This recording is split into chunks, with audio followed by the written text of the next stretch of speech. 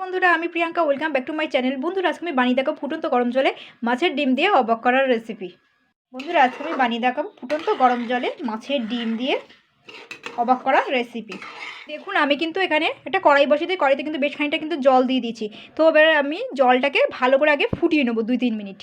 আর এখানে দেখুন 200 গ্রাম পরিমাণ মাছের ডিম আছে। তো মাছের ডিমটা কিন্তু আমি ভালো করে বাজার থেকে এনে আমি ধুয়ে নিয়েছি।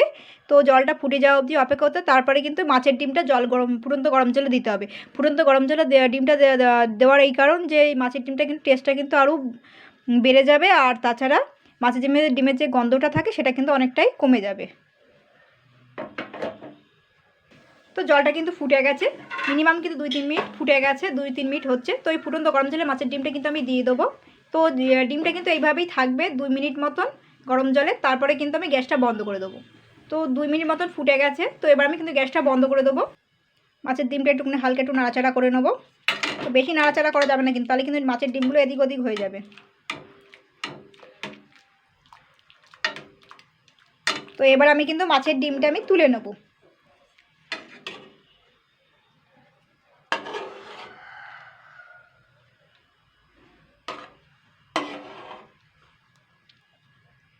তো দেখুন, ফুটন্ত গরম জল থেকে আমি মাছের ডিমটা তুলে নিয়েছি।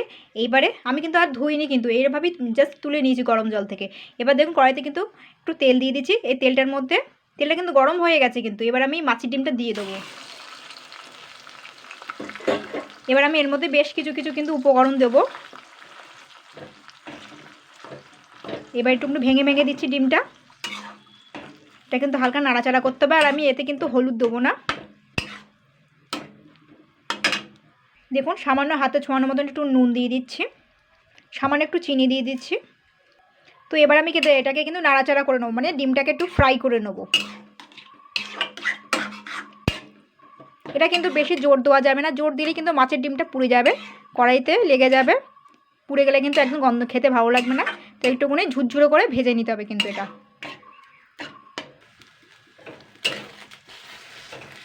কিন্তু ঝুরঝুরো করে সুন্দর করে ভেজে নিতে হবে। তো দেখুন, ডিমটাকে কিন্তু সুন্দর করে ফ্রাই করে নিয়েছি। আমি যা তেল দিয়েছিলাম অল্প তেলে আমি কিন্তু ভেজে নিয়েছি। আপনাদের যদি প্রয়োজন মনে হয় তবেই তেল দেবেন, নতুবা দেবেন না। এটা কিন্তু মিডিয়াম আছে তেল ভেজে নিয়েছি। তো আমি কিন্তু গ্যাসটা বন্ধ করে দেবো। গ্যাসটা বন্ধ করে আমি কিন্তু ডিমগুলো একটু ঠান্ডা করে নেবো।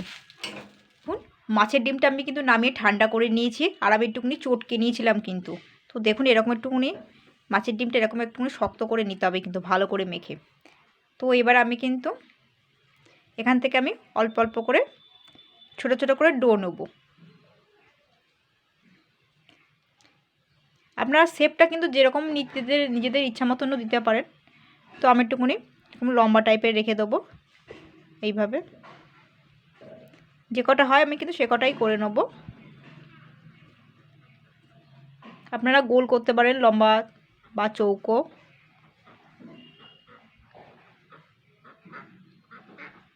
এইভাবে করে নেব। তো দেখুন, আমি কিন্তু সবগুলো কিন্তু এরকম শক্ত করে মানে করে নিয়েছি, শেপ দিয়ে নিয়েছি। তো আপনাদের পছন্দ মতো শেপ দিয়ে নিতে পারেন। তো এখানে কিন্তু আমি 2 চামচ কর্নফ্লাওয়ার, 3 চামচ মতন ময়দা নিয়ে নিয়েছি। এটাকে আমি একটা ব্যাটার করে নেবো। তবে ব্যাটারটা কিন্তু একটু মোটা করে করতে হবে, পাতলা করে করলে কিন্তু এই ডিমগুলো যখন ভাজবেন তখন কিন্তু ছাড়িয়ে বেরিয়ে আসবে। এই জন্য একটু মোটা করে করতে হবে। তো এবার আমি কিন্তু এটাকে হাত দিয়ে আগে গুলে নেবো। আপনারা চামচ দিয়েও গুলতে পারেন। আর এর মধ্যে কিন্তু কোনোরকম যেন ডেলা পাকানো না থাকে। তো দেখুন, আমি কিন্তু হাতে ছোঁয়ানোর মতন একটু নুন নিয়ে নিয়েছি সামান্য। এবার আমি ব্যাটারটা কিন্তু আমি এরকমই মোটা করে রেখেছি, কিন্তু এর থেকে পাতলা করা যাবে না। যেহেতু কিন্তু এটা চিকেন না, চিকেন হলে চিকেনের পাতলা বাটার করলে অসুবিধা নেই, ছাড়িয়ে বেরিয়ে যাওয়ার সম্ভাবনা থাকে না। কিন্তু এটা ডিম তো, মাছের ডিম তো, সেই জন্য এরকম একটু মোটা করেই কিন্তু ব্যাটারটা করতে হবে। দেখুন, এবার আমি এটাকে ভালো করে কিন্তু ফ্যাটিয়ে নিয়েছি নুন দিয়ে। এটা আমি এবারে সাইডে রেখে দেবো। সাইডে রাখলাম। তো দেখুন, আমি কিন্তু এখানে 2 টুকরো রসুন নিয়েছি আর 1 টুকরো কিন্তু আদা নিয়ে নিয়েছি। এই আদা আর রসুনটা আমি কিন্তু সবার প্রথমে একটুখানি গ্রেট করে নেব। তো দেখুন, আমি কিন্তু ওই 2 টুকরো রসুন আর আদাটা আমি কিন্তু কুচিয়ে নিয়েছি। এবার আমি এর মধ্যে দেখুন একটা পেঁয়াজ কিন্তু ডুমো করে কেটে নিয়েছি। সেরকম আস্তে আস্তে এরকম মানে পেঁয়াজটা আর কি 2 ভাগ করে কেটে নিয়ে আমি এরকম করে স্লাইস করে আর কি এরকম করে পেঁয়াজগুলো আর কি করে নিয়েছি। আর লঙ্কাগুলো এই করে নিয়েছি, দেখুন 2 টুকরো করে দানাগুলো ছাড়িয়ে নিয়েছি। এবার আমি এতে দিয়ে দিচ্ছি এগুলো। তো দেখুন আমি কিন্তু এখানে 1 চামচ মতন কর্নফ্লাওয়ার নিয়েছি, কর্নফ্লাওয়ারটাও জলে গুলে নেব। এটা কিন্তু হাফ কাপ জলে গুলিয়ে নিয়েছি, 1 চামচ দিলেই কিন্তু যথেষ্ট। এবার আমি এর মধ্যে কিন্তু বেশ কিছু উপকরণ দেবো। এই গরম মশলা গুঁড়ো দিচ্ছি, দেখুন রেড চিলি সস দিচ্ছি, এটাও কিন্তু ঝাল হবে, ঝাল স্পাইসি মতন হবে, এটা দিয়ে দিলাম। গ্রিন চিলি সস দিচ্ছি।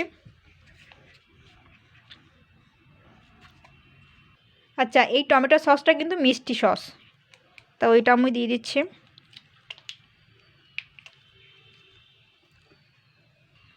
আর দিচ্ছি দেখুন মানে জলজিরাটা আর কি ব্যবহার করছি, তো আপনারা এটা দিতেও পারেন নাও দিতে পারেন। এখানে একটা ম্যাগির মশলা ব্যবহার করব, এটা দিয়ে দিচ্ছি। এটা কিন্তু সব না, তাই বলে এই হাফ চামচ মতন দিলেই যথেষ্ট। 1 চামচ মতন পড়ে গেছে। তো এবার আমি কিন্তু এটা খুব গুলে নেব ভালো করে। আচ্ছা, এখানে দেখুন সয়া সস নিয়েছি, এটাও দিয়ে দিচ্ছি। এটা আমি গুলে নিলাম হালকা।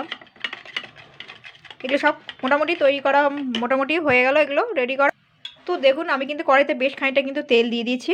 তো এবার আমি কিন্তু এতে এই ব্যাটারে একটা করে চুবাবো ডিম।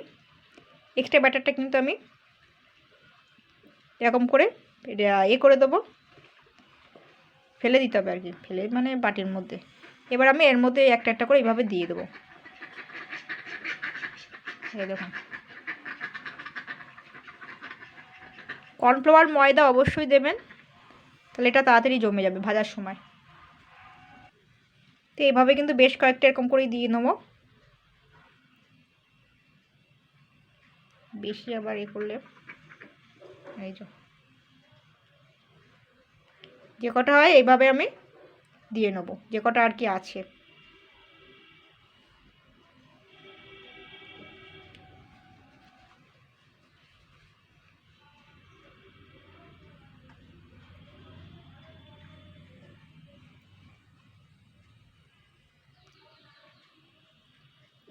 তো দেখুন এগুলো কিন্তু সুন্দর করে আমি কিন্তু ভেজে নিয়েছি। এটা কিন্তু মিডিয়াম আঁচেই করতে হবে, নালে কিন্তু এই যেগুলো ছাড়িয়ে ফেটে যাবে, ফেটে গেলে এই ডিমগুলো বেরিয়ে আসবে, তখন কিন্তু গায়ে ছিটকাবে। তো এগুলো মিডিয়াম আঁচেই কিন্তু ভেজে নিতে হবে, বেশিক্ষণ লাগে না, 3-4 মিনিটের মধ্যে হয়ে যায়। তো দেখুন আমি এরকম লাল লাল করে ফ্রাই করে নিয়েছি। এবার আমি এগুলোকে তুলে নেবো, ভাজা হয়ে গেছে কিন্তু, বেশিক্ষণ রাখলে কিন্তু ফেটে যাচ্ছে ডিমগুলো। তেলটা ঝরিয়ে আমি সব তুলে নেবো, এটা তুলে নেবো। এবার আমি কড়াইতে যে তেলটা আছে সেই তেলটার মধ্যেই আমি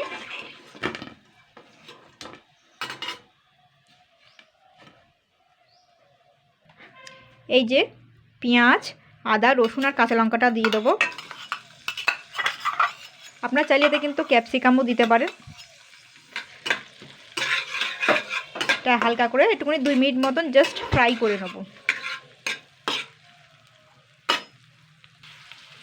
তো দেখুন একটু হালকা ফ্রাই হয়ে গেছে। এবার আমি যে ব্যাটারটা করে রেখেছিলাম সেটা কিন্তু আমি এর মধ্যে দিয়ে দেবো। এর মধ্যে জাস্ট নুন আর চিনিটা দেওয়া হয়নি, আমি এবারে দিয়ে দেবো, অ্যাড করে দেবো। জাস্ট এটাকে আমি 2-3 মিনিট ফুটিয়ে নেবো ঝোলটাকে। যেহেতু আমি মাছের ডিমে নুন ব্যবহার করেছিলাম, তো কোটিংয়ের সময়ও নুন ব্যবহার করছিলাম, যেহেতু একটুখানি কম বেশি করে দিতে হবে, মানে স্বাদ মতন। নুন দেওয়া হয়ে গেছে, এবার আমি চিনি দিয়ে দিচ্ছি এতে সামান্য মতন। এবার জাস্ট ফুটে ওঠা অবধি অপেক্ষা করতে হবে। তো দেখুন এটা কিন্তু এই 2-3 মিনিট ফোটানোর পরে এটা কিন্তু পুরোপুরি ঘন হয়ে গেছে। এবার যে ফ্রাই করে রাখা ডিমগুলো এইগুলোও কিন্তু আমি দিয়ে দেবো। এগুলো কিন্তু আপনারা শুধু খেতে পারবেন, বাচ্চারাও খেতে পারবে, যেহেতু এতে ঝাল দেইনি। এবার আমি এটাকে দিয়ে জাস্ট 2-3 মিনিট, তার বেশি না, কিন্তু 4-5 মিনিট হয়ে গেলে কিন্তু এগুলো ছাড়িয়ে বেরিয়ে যাবে কোটিংগুলো।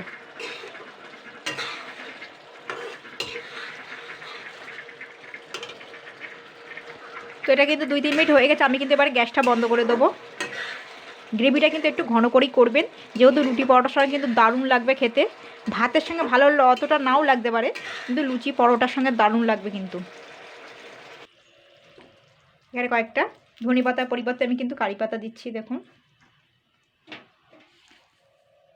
অল্পতে কটা সাদা তিল দিয়ে দিচ্ছি।